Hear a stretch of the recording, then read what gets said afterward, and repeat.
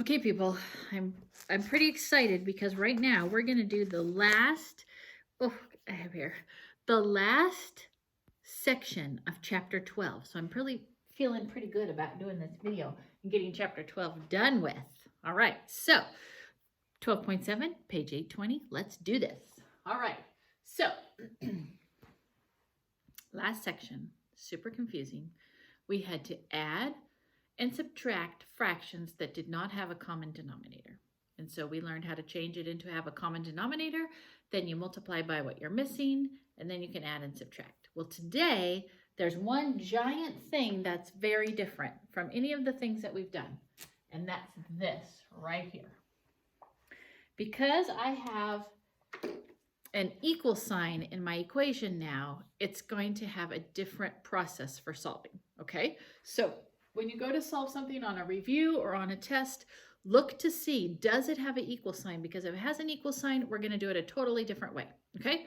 So example 1, we're gonna start off with a simple one. Example number 1 on page 820. Notice it's one fraction equaling another fraction.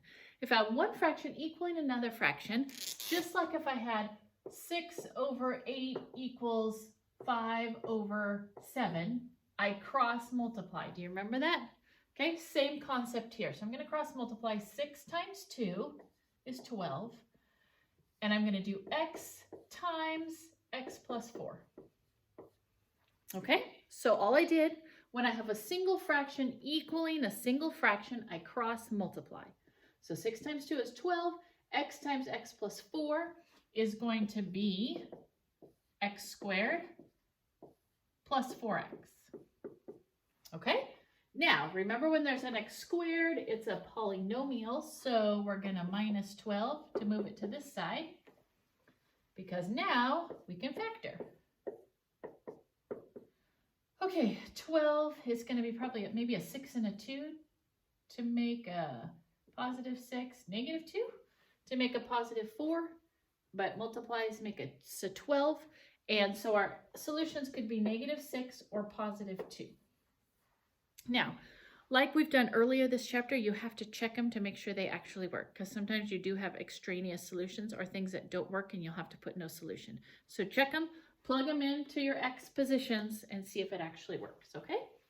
All right, let's look at example number 2.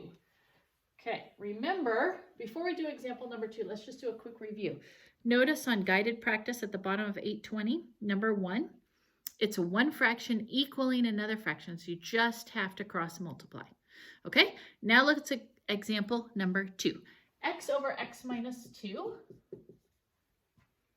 plus 1 over 5 equals 2 over x minus 2. Can you see all of that? I tried to really spread it out because I'm going to need to do a couple things. Okay, notice, normally, we would have to find a common denominator, and we multiply what's missing to change this into a common denominator. But in this section, they have